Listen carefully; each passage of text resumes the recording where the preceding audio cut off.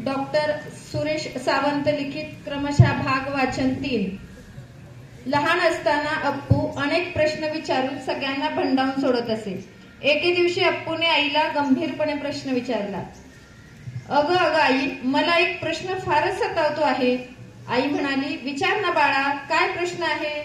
आई, माझ्या पप्पांना पांढरे शुभ्र सुळे आहेत, काकांना आणि मामांनाही सुळे आहेत, तुला, काकूला, मावशीला आणि मामीला मात्र सुळे नाहीत, असे का? सोंडेने डोके खाजवत अप्पूने प्रश्न विचारला। आई अप्पूला कसे समजावून सांगावे या विचारात पडली। थोडा विचार करून आईने उत्तर दिले, आपल्यात पप्पा, काका, मामांना सुळे येतात, पण आई, मावशी, काकू आणि मामीला सुळे येत नसतात। बरं, मग मला सुळे कधी येतील? अप्पूने नेहमीचा प्रश्न विचारला। आई म्हणाली, तू मोठा झालास की तुलाही सुळे येतील। आईने अप्पूची समजूत काढली। कन्नन अप्पूचे फारच लाड करायचा। अप्पू त्याच्यासाठी जीव की प्राण होता। कन्नन सारखा त्याच्या अंगावरून प्रेमाने हात फिरवायचा, त्याला लाडाने कुरवाळायचा। कन्नन कडून लाड करून घ्यायला अप्पूला फारच आवडत असे। अप्पूला दृष्ट लागू नये म्हणून त्याने अप्पूच्या गळ्यात पांढऱ्या कवड्यांची माळ बांधली होती। अप्पूच्या करड्या रंगावर पांढऱ्या कवड्यांची माळ फारच उठून दिसत असे। तो दररोज सकाळी त्याच्या कपाळावर जास्वंदीच्या लाल जर्द फुलांची माळ बांधत असे। अप्पू जणू मंदिरातला छोटा पुजारीच दिसायचा। त्याचे ते गोंडस रूप पर्यटकांना फारच आवडायचे। पर्यटक अप्पूच्या कपाळाला हात लावून तोच हात आपल्या कपाळावर लावायचे, जणू ते अप्पू मधील देवालाच वंदन करत होते। मोठ्या हत्तींचा चारा पिलांना खाता येत नसे, त्यांना तो चावताही येत नसे। पिलांचे दात नाजूक होते ना। अप्पू आई समोर टाकलेले गवत सोंडेने उचलून आपल्या पाठीवर टाकत असे। आई समोरच्या गवतावर लोळत असे। खाणं कमी आणि धिंगाणाच जास्त। पिलांच्या वाढीसाठी पौष्टिक आहाराची गरज होती, म्हणून कन्नन हत्तीच्या पिलांसाठी दररोज वेगवेगळी फळे आणत असे। त्यात कधी सफरचंद असत, कधी केळी असत, कधी आंबे असत, कधी मक्याची कोवळी कणसे असत, कधी टरबूज असत। कन्नन अतिशय प्रेमाने सर्व पिलांना ती फळे खाऊ घालत असे। टरबुजाच्या लहान लहान फोडी करून पिलांना चारत असे। अप्पू, कप्पू, टप्पू, चप्पू आणि गप्पू टरबुजाच्या गोड गोड फोडी अतिशय आवडीने खात। हत्तीच्या संगोपन शिबिरात सांडलेले अन्नकण टिपण्यासाठी खूप खारुताई येत असत। चकचक करत इकडून तिकडे पळत अन्नकण टिपून भुरकन झाडावरून पळून जात असत। त्यांना हत्तीची भीती वाटत असे। न जाणू हत्तीचा जाडजूड पाय चुकून आपल्या पाठीवर पडला तर बापरे, नकोच ते, त्यापेक्षा जपून राहिलेले बरे। अप्पू रोज खारुताईंचे निरीक्षण करत असे। एके दिवशी त्याला खारुताईचा राग आला। तो खारुताईचा पाठलाग करू लागला। खारुताई हुशार। अप्पू पूर्वेकडे गेला की ते त्याला पश्चिमेला जाऊन अन्नकण टिपायच्या। अप्पू दक्षिणेकडे गेला की त्या उत्तरेला जाऊन अन्नकण टिपायच्या। खारुताईंची चाहूल लागली की अप्पू सोंड उंचावून त्यांच्या मागे धावायचा।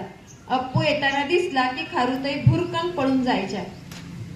अप्पू आणि खारुताईंचा हा पाठशिवणीचा खेळ अप्पूच्या आईने पाहिला। ती अप्पूवर रागावली, म्हणाली, अप्पू, तू खारुताईंना विनाकारण त्रास का देतोस?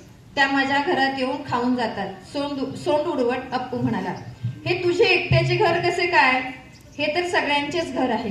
गप्पू, चप्पू, कप्पू, टप्पूचे आहे, तसे खारुताईंचेही घर आहे। या घरावर तुझ्या इतकाच त्यांचाही अधिकार आहे। त्या काही तुझ्या समोरचे अन्न पळवत नाहीत, त्या इतके बारीक अन्नकण टिपतात की ते आपल्याला खाताच येत नाही। सगळे मिळून खाण्यात जो आनंद आहे तो एकट्याने खाण्यात नाही। आईने अप्पूला चांगलेच सुनावले। अप्पूने खाली मान घालून खारुताईकडे पाहिले। खारुताई झाडावर बसून अप्पूकडे पाहत टुकटुक माकड करत अप्पूला चिडवत होत्या। दनादन पाय आपटत चिडून दुसरीकडे निघून गेला। एके दिवशी कन्ननने जरा दूर अंतरावर फळांची टोपली ठेवली होती।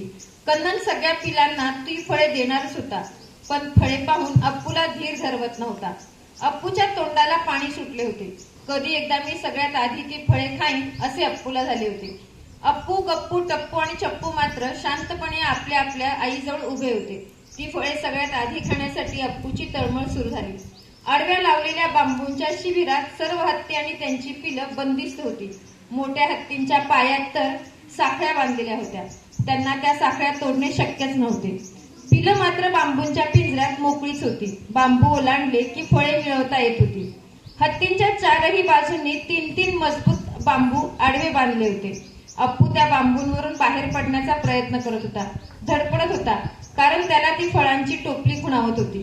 माझा पहिला नंबर, अशी त्याला फुशारकी मारायची होती. अप्पूने 3 बांबूंच्या वर आपले पुढचे दोन्ही पाय ठेवले.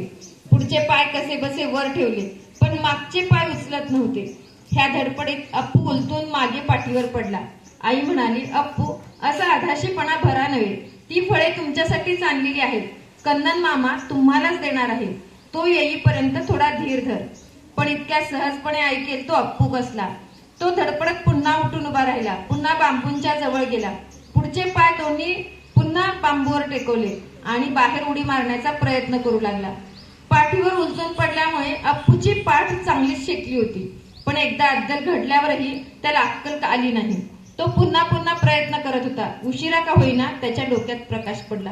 अरेच्छा, आपलं चुकलंच. बांबूंच्या वरून जाण्यापेक्षा खालून गेलो तर. अखेर मार्ग सापडलाच.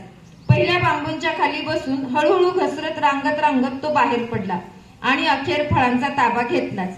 वारे पट्टे बने बादर, याला म्हणतात जिद्द. कन्ननने अप्पूची पाठ थोपाटली. अप्पूला शाबासकी दिली.